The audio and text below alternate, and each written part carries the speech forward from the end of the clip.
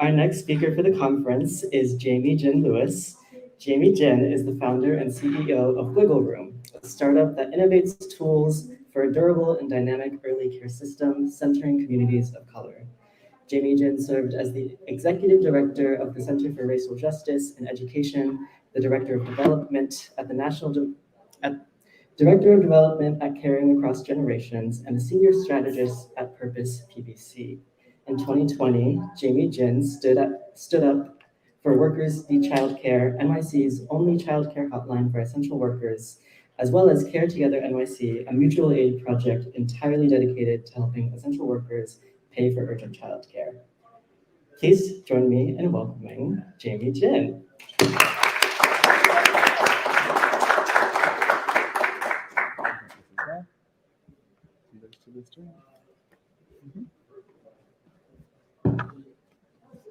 Hello.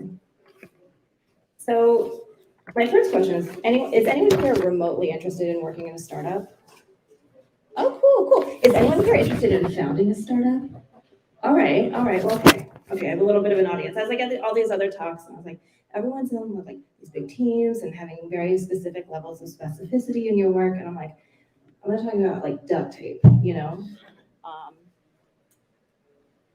But yeah, it's so nice to be here. I love talking to people about Wiggle Room. I love talking to people about my story. I'm actually going to do a slightly less conventional talk than I usually do. Because it's 2022, and I'm just like, why would we do what we've been doing for the last, millennia?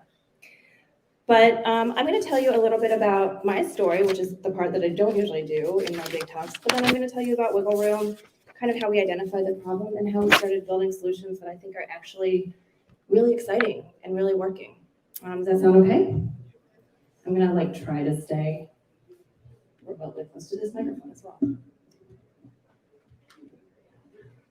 There we go. Well, the first thing you need to know about me is I never set out to start a tech company.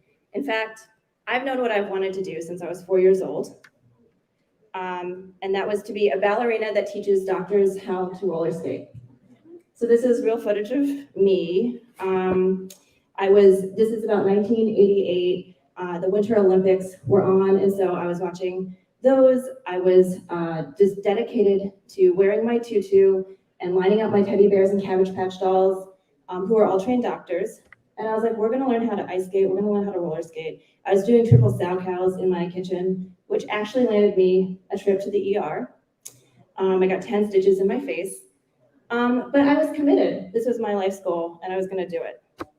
So while ballerina that teaches doctors how to roller skate is not an official title that I've ever put on LinkedIn, it does actually evoke some of the spirit of the work that I've done over my career that actually was just spoiled for all of you. So I'm just going to recap my bio right now. I was born in Seoul, South Korea. I was one of 200,000 children that was adopted between the 1970s and the 2000s. That's a whole other TED Talk. And I was raised in Charlottesville, Virginia, which was, and still is at the time, a segregated city. My mother, this is my mom, Miss Donna, she ran a childcare program for 30 years in Charlottesville, Virginia. So she didn't go to college, and despite having no formal training, she was one of the most gifted educators you will ever meet. She taught letters, numbers, shapes, but more than that, she really helped kids learn how to share their favorite toy, how to wait patiently in line for the water fountain, how to pick yourself up when you've fallen down, and how to, if your friend falls down, help them pick themselves up too, which I think are really, really important lessons in society. And so we actually couldn't go to the grocery store in under an hour because every aisle that we would go down, she would see someone that knew her, and we'd have to check in with everyone. I would be like, Mom, we gotta go. But it would be an hour-long trip to go get some milk and eggs. And the reason why she actually started doing this, running this program out of the basement of our church, was because my dad was transitioning from being a plumber. Wow, I gotta be careful with the P's. Do you all listen to rap and like, I don't know, Black Thought of the Roots talks a lot about like enunciating into microphones, and I've been thinking about that a lot and clearly not doing it very well. But this is my dad who was transitioning from being a plumber to being a respiratory therapist. He was going back to get his associates at community college, and all of his classes were at night. And then when he got his job at the hospital as a respiratory therapist, he worked 12-hour shifts all at night. So my mom actually had to figure out childcare for me because he was basically sleeping or working 7 days a week. So that's why she started working at this program and bringing this program to life, which turned out to really be more than just a job, but it turned out to be a vocation for her. At the same time, well, okay, this is I'm gonna try to map out my actual career. So when I was 15, I actually got my first job, and this is besides like babysitting and watering plants and things like that. But my first job, I was a fast food cashier at Chick-fil-A in the Fashion Square Mall in Virginia. And this was honestly, I know Chick-fil-A is a super controversial company, but this job was actually one of the most informative jobs of my career to date. And it taught me how to do fast math, how to do service, how to do sales, how to help people, actually we had to do like crowd management. And I'm also like, I was 15, I was like a really late bloomer. I was a really small kid. I had to wear the men's small uniform, and I was on all of my like 78 pounds. I wrapped the belt like around me twice.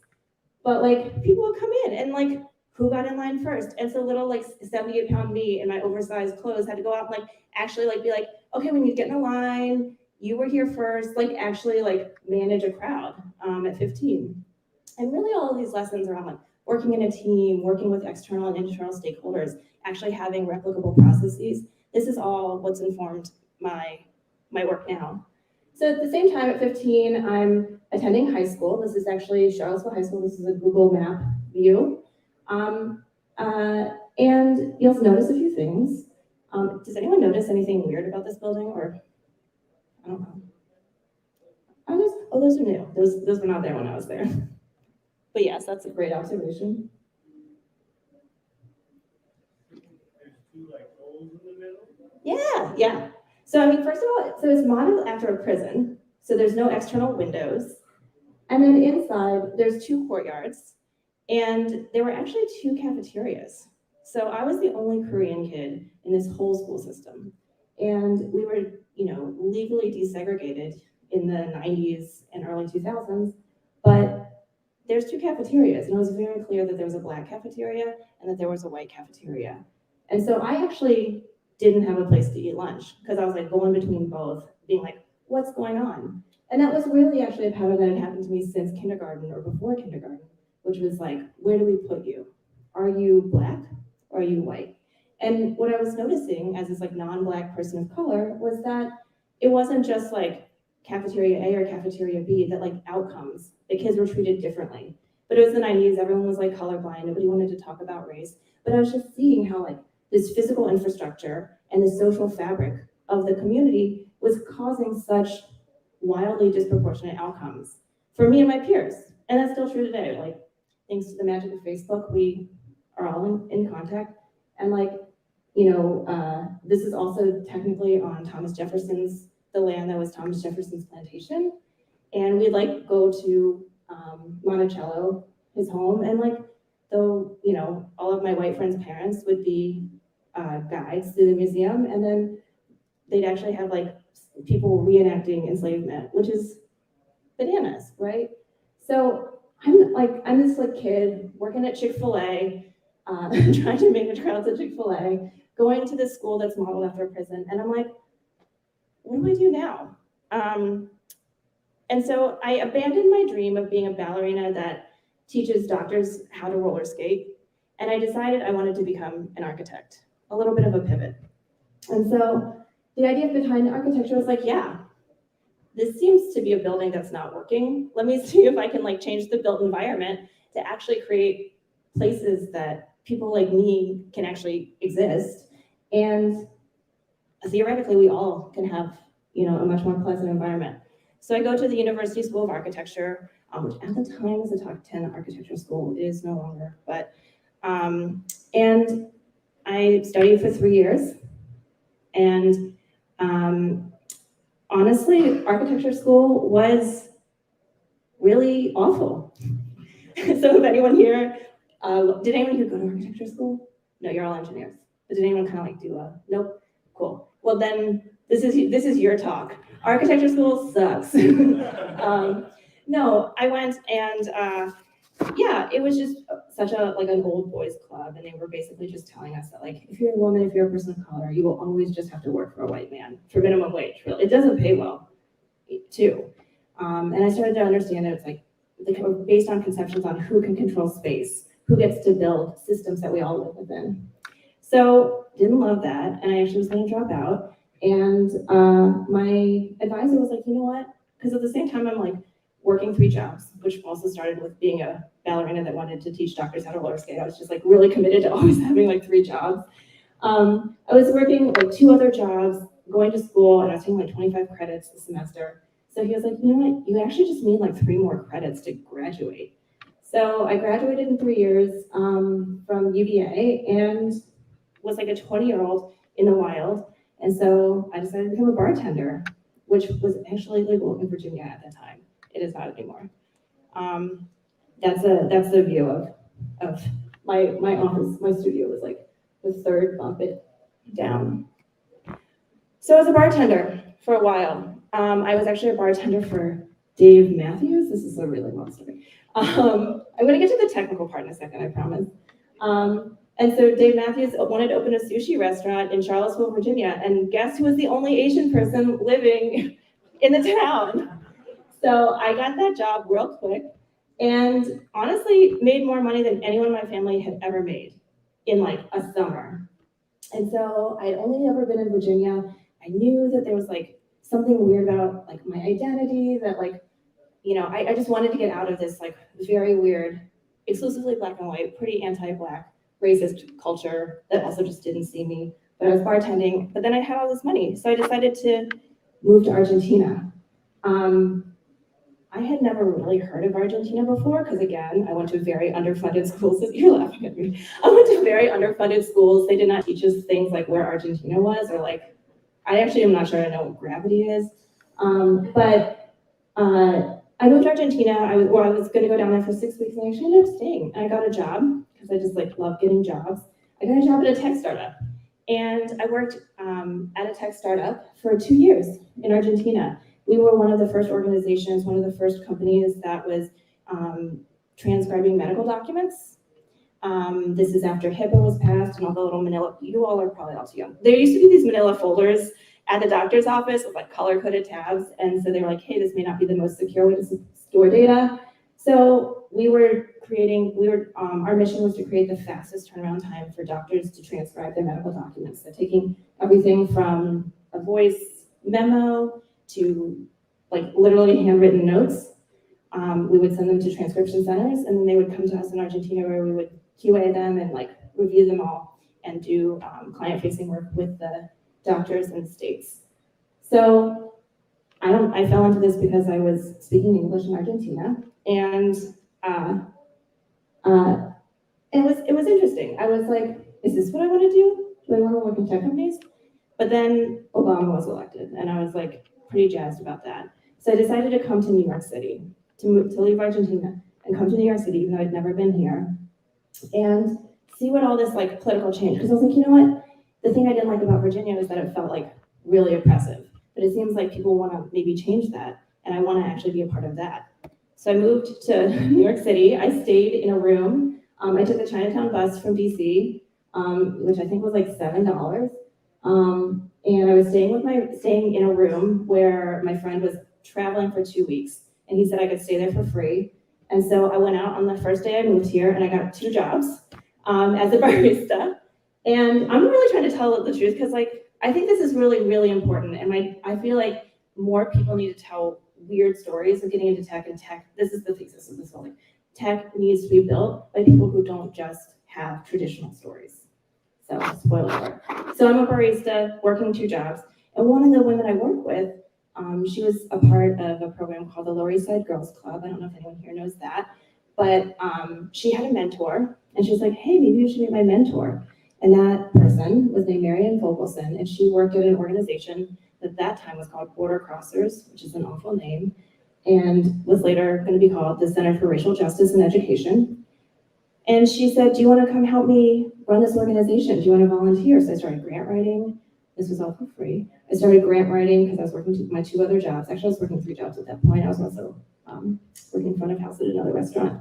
Grant writing, doing operations, and then they were partnering with CUNY to look at the impact of their work, and they were bringing kids from different backgrounds together to talk about difference. And I was like, cool, I kind of lived that growing up. This is interesting. And long story short, I was like, hey, I think actually bringing kids together without actually training the adults around them how to have culturally competent conversations about interrupting and dismantling racism is going to create more problems for the kids. So I piloted a program where we were teaching adults how to talk about race. It was actually piloted at Columbia University in 2009, on October 29, 2009. It snowed that day, and it never snowed like in all of history that early. And so like we were sitting in a room like this, and snow's coming down, and everyone's like panicking. But that program sold out, and I had to really quickly learn how to scale what I was doing. So we scaled it up, and basically the board was like, we kind of like this jam. Do you want to do it? And do you want to be the executive director? So at 25, I became the executive director of the Center for Racial Justice in Education. I ran it, we grew, we scaled, we're national. And then I was like, you know what, I'm 25 and I'm tired. At that point I was 30 and I was tired. And I was like, let me hand this off. And we handed it off to 2 folks who ran it after me, and it's still alive and thriving today. And so then I was like, you know what, I need more than like this like little nonprofit life. I need the bennies. I need some health insurance. So then I became a strategist at an agency where I worked on caregiving issues. So it was interesting going from like education, like all of these like tech company education, then I worked in caregiving, and I worked on projects with elder care and childcare, trying to figure out how to financially pay for them and how to mobilize people to tell elected officials, to tell people to pay for care, for childcare, for elder care. And I liked it. It was really intense. That's where I worked on projects with my largest budget. So I would be in charge of a project that had like a $4 million budget, and I'd be able to execute on that and build the tech team, build the design team. I was in charge of the strategy. We'd be working with, the external client, we'd put on events. Like it was basically like being a little mini executive director again. And then if you ever work in an agency, the goal of working at an agency is to get poached by your favorite client. So I got poached by my favorite client, which was the National Domestic Workers Alliance. I worked at their campaign, Caring Across Generations, which was a combination with Jobs with Justice. And then we were working on special projects, putting together the first, we were anticipating a woman president in 2016, which clearly did not happen, but we were putting together the first federal agenda for working class women of color. And it was really meaningful, but then the elections did not turn out the way we wanted them to. And so I realized we did not have the stomach to fight under the early 2016, 2017 political climate and fight for basic rights, and all of the caregiving stuff was coming out of the Affordable Care Act, which was being gutted. So I left, and I took a job as a tech fellow at the Blue Ridge Labs. And that's, this is my really, really circuitous journey to where Wiggle Room was founded. So I got a budget to talk about childcare, to interview real users, and to actually build a tech team to pilot these solutions. I started learning about code. I started learning very, very simple things. I started learning about the low code solutions too, which I actually really love and would encourage people to, unless you specifically want to work in a specific area. A lot of the low no code solutions are really, really sophisticated. People are laughing at me, but I'm gonna die on this hill. So the premise of the Tech Fellowship too is that we would get we would identify a problem each week on Monday. We'd have one day we had to interview over 25 people on that problem. We had to propose a solution on Wednesday. We had to build it Wednesday night, try it out Thursday, and then pitch the results on Friday for 16 weeks. So you learn really quickly how to get to your users, how to really figure out what are the problems, how do you understand the biases that even come in when people are explaining their problems. And so that was really useful. And we developed a really cool thing. So we discovered that all of the parents that we were talking to had childcare fall through once a week. And so what they did in that moment was they like fervently texted friends and family being like, hey, can you cover me? Can you help me? I don't know if I can take my next shift. I don't know what's going on. And so we built this like little app where they can build their community, and we would do that labor for them. And it was actually really, really magical. Is this gift not working? It's okay. It was really, really magical, but the magical thing about it wasn't the technology or this really cute prototype of Beyonce. It was that we were giving people permission to ask for help. We were actually using technical infrastructure to change human behavior. And so we got into an accelerator, and we're working on this, got a little bit of money for a pilot with 50 parents, and then the pandemic started happening. This was in like December 2019. So March 13th, I actually had 50 working parents who identified as receiving a low income in New York City. Mostly were single mothers. And I called each of them on March 13, 2020. And I said, what are you going to do when you lose your childcare? And they all said, I don't know. Like, one woman actually is like, Jaime-Jin, I'm going to reach to this phone and punch you in the face if you keep stressing me out this much. And so I was like, okay. And so I just started collecting information. I had an advisor who was like, you know what, you need to put the tech stack on pause, and you need to do what your users want you to do. And so, or what they need you to do. And so I was just getting as much information. And then by the time school shut down, which was 5 days after this, we had all this information. So I was texting it out. People were giving everyone my phone number. And I was like, you know what, I need to actually put that like tech fellowship stuff into practice in the real world. And so I think I bought 2 phone numbers for about $4 on Twilio. I called up Airtable. I asked them to give me the premium subscription for free, which they did, which is like valued at like, we ended up having a team of 25 people. So that's like, like $4,000 a month to have to use that. We got a Zapier account that was also free that I convinced them. People were trying to help at that time, and we were like, cool, we're trying to help. And we built a hotline. I trained up 17 volunteers around New York City in about 7 days. Put them through my like very weird, like, here's how we're gonna do data entry, here's how we're gonna analyze what's going on. We had a whole research team trying to figure out, and just to bring it like, in March, March 27th, I got the domain workersneedchildcare.org and .com. The whole thing cost me $70. And what we were really trying to do is, realizing that parents were getting information from different places, but the free childcare centers that were stood up were called the regional enrichment centers. And the only way you could find that free childcare system was to go to schools.nyc.gov, go to the search bar, and in English, type the words Regional Enrichment Center. And you know who can't spell the word enrichment? This gal. So like, why would there was no homepage, there was no link on the homepage, there was no information. And then who qualified? At the beginning, grocery store workers, delivery people didn't qualify. So we were building this like kind of human machine, leveraging technology to understand really how could we solve this problem? Can we get this information? And once we got it, how do we scale it? So we built a tech spot next in Twilio Studio. I built it in one night, didn't sleep. And we enabled people, in I think we had 19 languages. They could text us, get the language they wanted, ask a specific question. And if they weren't able to get an answer, they were connected to a person who was actually their assigned volunteer case manager for about 14 days, which is how long it took to find them childcare. I'm running out of time, so I'm going to fast forward a little bit. This is we did a guerrilla flyer campaign. So this is like, again, this is like the duct tape around, stuff. But we worked with over 300 families. And then by the end, or actually by the middle, 311 was actually referring people to my cell phone, which is wild to find childcare. And that's how we really learned that even with all these centers, with all of the schools, with all of the, the bright horizons of the world who are important players in this ecosystem, that, I'm so sorry, I'm just standing so close to this thing.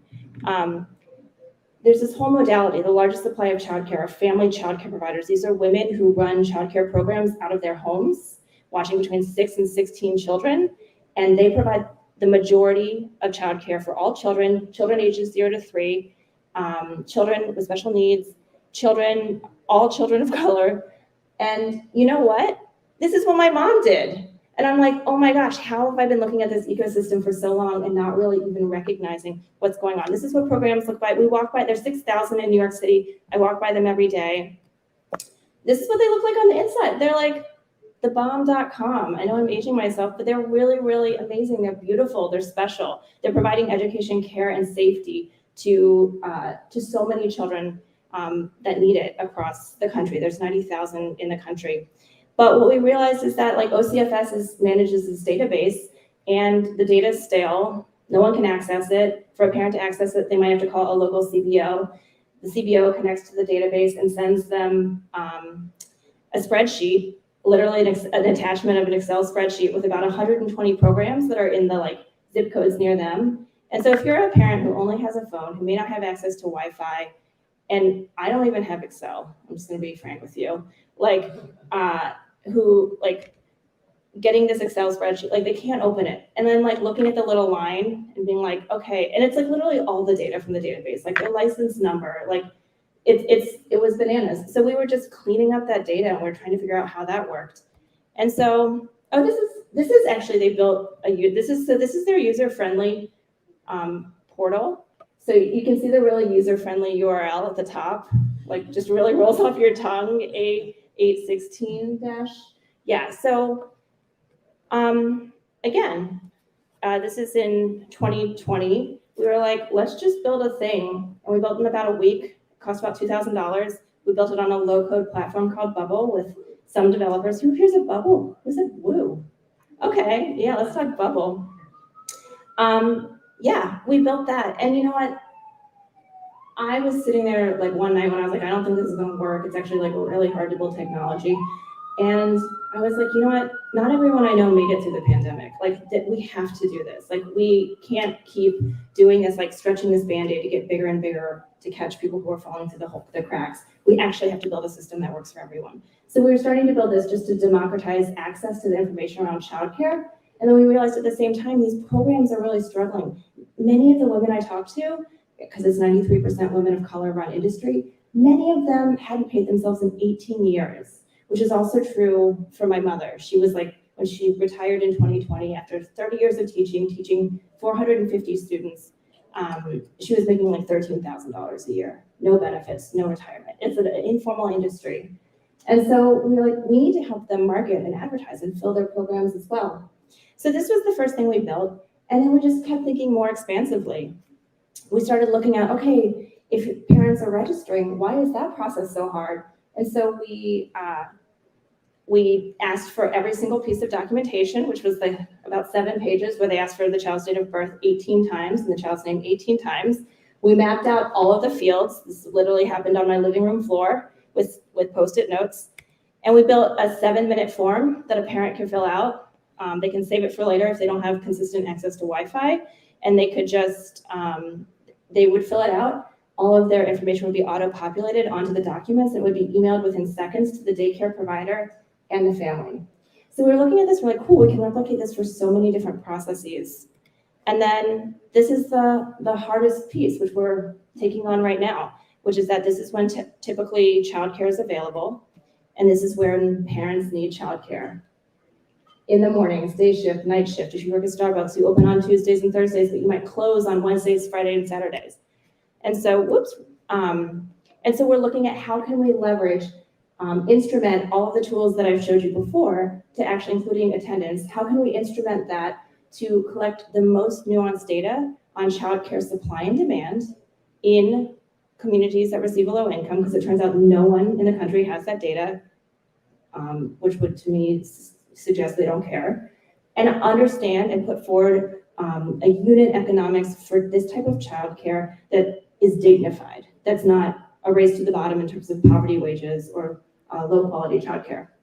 And so we're looking at how we can leverage that, introduce new forms of a new childcare product in this space to meet what's called non-traditional care. And through all of this investment, actually help providers who, if you can see, might net $15,000 profit. Maybe we can bump that up to $26,000 in a year. And maybe if we can give them the data, because they understand the demand in their communities to grow their programs, maybe we can bump that up to 34.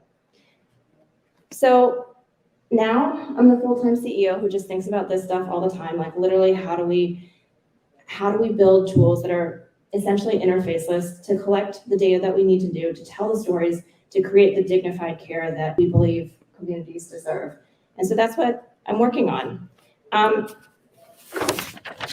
been talking for so long, I'm so sorry. Yeah, the thing I really just want to share is that, like, if you want to go embed in a large organization, that's cool, get the bennies, ask for a raise, figure out your path there. But also if you, like, we also need more brilliant people working to solve really, really hard problems. And that means like being a human being, asking really hard questions, ingesting the answers, metabolizing it into, working in relationship with your users to really metabolize that and make sure that we can leverage these tools to actually change the systems that are around us. So I'm gonna pause there and get some questions.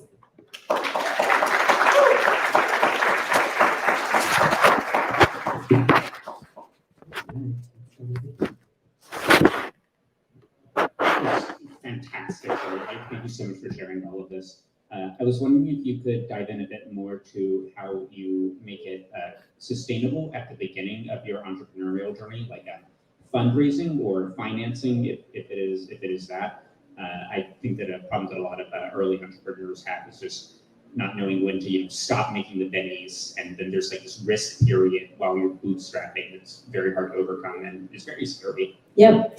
I worked 3 jobs, so I was always doing other jobs to make money so that I could do this, which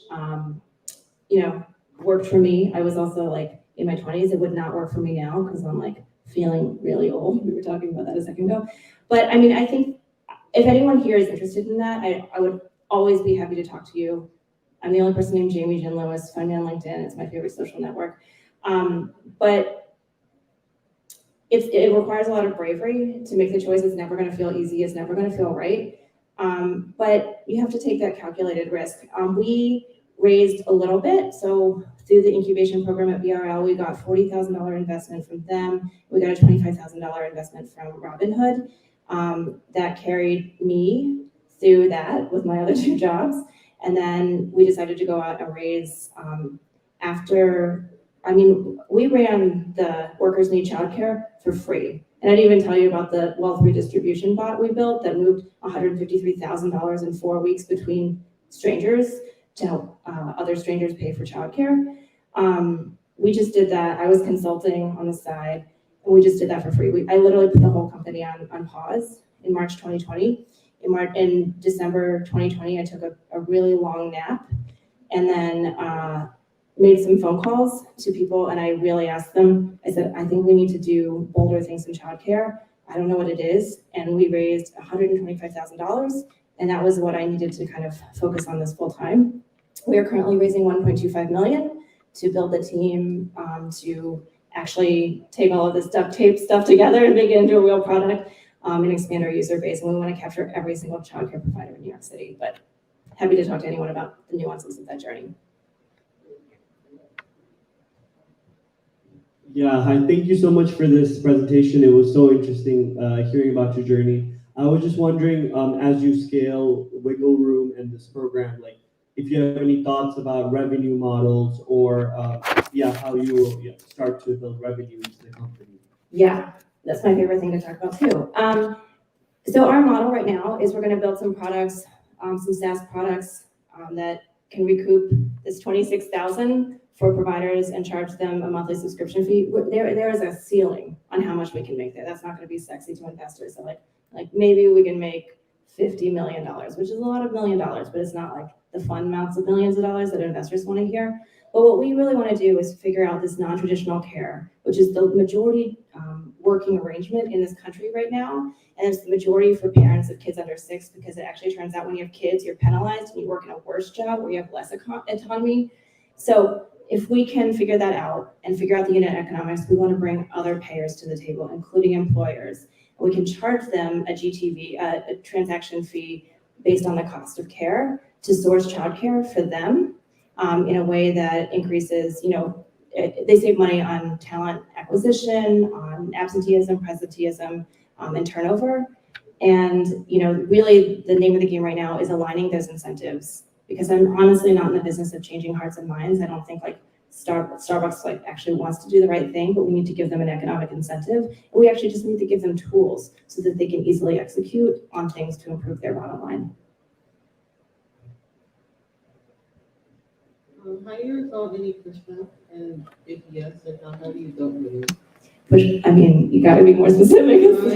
People are like, oh, you shouldn't do this, or like, oh, I don't think it's a good idea for you to do this and that and so forth. Yeah, every day. Oddly, most of the pushback I get is because we're committed to building really ethical technology. So, for example, one of my competitors is going in and claiming the Google business pages of these daycares on their behalf. They're called WeCare. And I think that they're really interesting and important what they're doing, but they're doing this thing in New York City. I don't know if they mean to do it or not, but they're putting themselves and they're putting their rates between providers. And we're doing a pilot in Morrisania, the Bronx, and it's like if a provider's charging $200 a week and they claim that page and they represent her business at $400 a week, people aren't going to call her, or they're going to call and they're going to get that number. And so it's not going to work for them, for people who try to run their businesses that way. But that's actually the most prevalent model of a tech startup right now. It's called, the race to the bottom, being the cheapest, putting everyone out of business, inserting yourself and raising enough money, raising $25 million so that when you get sued, you do illegal things until you get sued, and then just expect to get sued and throw money at the problem. And so that's one of the biggest pushbacks we are building with our providers. They actually inform, I'm on a tech thread with about 200 of them. They inform every aspect of it. We are very transparent about our models. We've tested our business model with them to see if it feels good for them. We've tested all aspects of our technology with them. So I get pushback literally every day. When I went out to fundraise, many white men told me that they just didn't understand. This wasn't a thing. I couldn't do it. Maybe I can't. Most women aren't able to start businesses, but I didn't do all this to just stop and survive a pandemic to say no. And the last thing I do want to say is that, I'm a light-skinned East Asian woman, and so some of the ways that I'm able to talk or enter rooms is not the same for my Black or brown counterparts. And so I think, and the majority of my users are Black and brown. And so the balance I try to straddle with accountability is saying, let me get into the rooms and let me say the hard things, but in a way that's accountable to my users, but knowing that I'm going to get a lot less pushback than if they walked into the room and tried to advocate for the same way for themselves in the same way. So, that's, where I just have to kind of source bravery in that moment. Does that help? Is that what you're asking? Okay.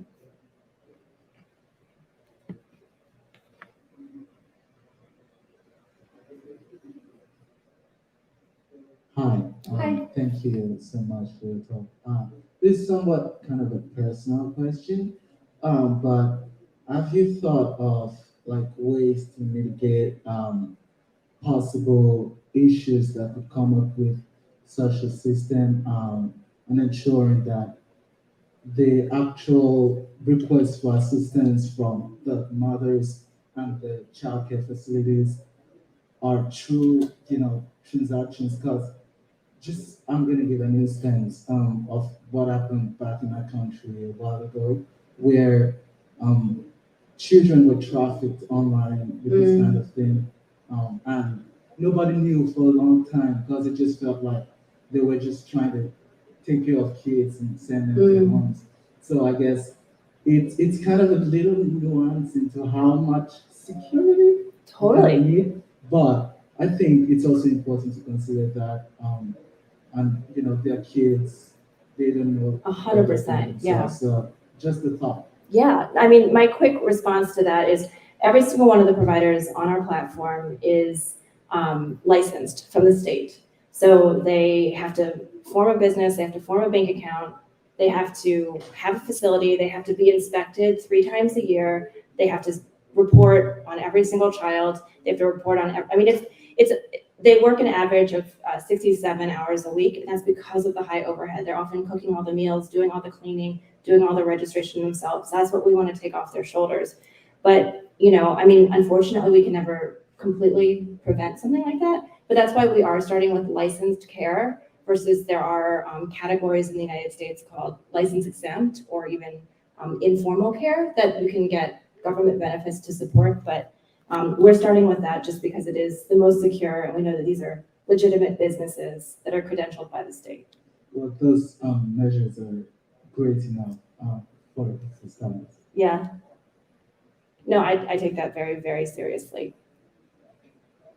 And this even goes into like the form that I was showing you a few slides back, like, do we collect social security number? It's asked on the thing. There are actually fields that we've chosen not, especially in this like low code version, to not collect right now because we can't ethically and securely store them.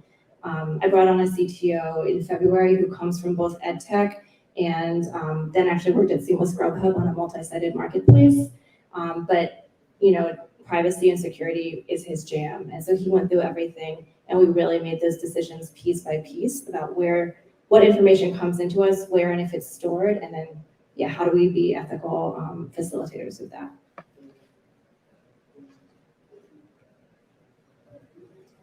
Hi, my name is Veronica. I was just curious, how did you go about building your team, and what were ways that you try to sustain your team? Like, did things change? Did roles change? Like, it seems like obviously with entrepreneurship, it's like you wear what hat you need to wear. So how did you go about that, especially as the leader, to cultivate an environment where that could happen and people weren't feeling like they had to leave? Like, what made your team want to stay, and how did you go about building that? Yeah, so one of my team members is here right now, so you can ask her. Stefania, hi. No, so first of all, this is also a piece of pushback I got, which was I was like really committed to our founding team. It was actually 4 of us, and then we just weren't a good fit, and we didn't realize it till way too long. We were all trying to make it work, and then it just became clear that we had too many redundancies. We didn't have completely aligned values. And so we decided very painfully to split up. I wanted to keep jamming on this. So we did that. And then I was, I didn't have a budget. So I was just hiring contractors, which was really, really hard because I really want to give people stability. I want like a working parent to be able to work for us and provide them with benefits and a living wage. I feel very strongly about paying everyone fairly. I feel very strongly about like we pay our users, we value their time at $50 an hour. So when we do user tests, we give them a gift card. It's been really, really hard, and we've had to trade off moving more slowly to do what I think is right, which again, I get a lot of pushback on because people are just like, well, you can outsource this and someone on Fiverr will make you a graphic for $5 and you can just do that. People will work for free. And I'm like, yeah, but I don't want people to do that. It's been really hard. And so we're just trying to grow slowly. I try to really make people shut off their computers. I myself turn off all of my devices and charge them in my kitchen every night. So I'm not available. Once my screens are off, I'm not available. And then when there are moments, I do believe there are moments to sprint. Right now, you're actually catching me in the middle of one. I haven't slept much this week, but when there are moments when the time calls, you can run. But I don't believe that should be the culture. And I think especially in startups and in tech companies and in engineering, it can be the culture to pay your dues and work all night. And I really we're not going to build a really delightful product by being burnt out. We're just not. So I don't know if that's answering your question, but that's my approach. You should come work for me if anyone wants to. We're hiring. Quick question. This is I was looking through your career journey because you ended up, and I was wondering if you weren't a full-time CEO right now, which of those jobs would you like to go back to? Which one was so had an impact on you that you'd be yes, I can go back. You could even do the barista one. That's fun. That's a wild question. The answer is probably none. I love making food and coffee, so I'll just like do that for free for you. I mean, honestly, I have a bad back now, so I don't think I could be a server. It's a really grueling job. It's the same with a barista. I was really, because I worked in nonprofits, for-profits, and politics, I became disillusioned with all of them. I became particularly frustrated by how much I feel like much of the nonprofit industry is in the business of perpetuating poverty. And the way that money flows through that system is really unethical. It's literally just a tax shelter. So I started looking at other sustainable ways to create impact. But I'm industry agnostic. I just always want to work on projects with like really fun, creative, empathetic people who are hungry and impatient to do things, but also want to like have fun and take care of each other. I think we're on time. This is the last question. Okay. And then also here, so what has been one of your like positive or like success stories while you was doing your app, and like how you changed anyone's life, and isn't that had there been any like downside stories, any negative stories that you had while you was doing your startup? Yeah, every day. I mean, the cool thing about like when we're instrumenting this data and we're watching people go through, you're literally watching people find childcare. You're literally watching someone claim their business and get free marketing. I personally go through every page that's claimed on carefinder.nyc and like look at all the pictures, and then like they bring me so much. I mean, this is selfishly, it brings me joy, but then I just start thinking, how can I promote their businesses? So like people call me for childcare needs and I can like refer them myself. I think about advocacy. I think about, we were part of the fight for universal childcare in New York City. We were part of, there was Senator Jabari Brisport at the state level introduced universal childcare, and we were at every single marching as Wiggle Room. And that really built trust with our providers. When we didn't get the $5 billion, they got $3 billion, which actually is not materializing in the budget and in regulations. And then we got to like say, how is that $3 billion going to increase market rates? How's it going to increase non-traditional care availability? How's it going to increase availability in childcare deserts? Because these are things we care about. And then like when we're part of that, then we think about, okay, cool. How can we make sure that our tools are not a barrier to those families? And so I'm, really proud that on Thursday we released the entire app in Spanish. And that's, if we had had more money, we would have done it before. But, we instrumented it to be able to make it as multilingual much more quickly now. So, just watching people get care and watching providers actually feel like there's hope, there's community through this, and like kind of be jazzed that someone's like building technology for them is really meaningful. And I talk to providers, almost every hour, if not every day, but it's really meaningful to be embedded there and do the work in that way. Awesome. Thank you so much, Jaime-Jin. One more round of applause for Jaime-Jin Lewis. Thank you so much.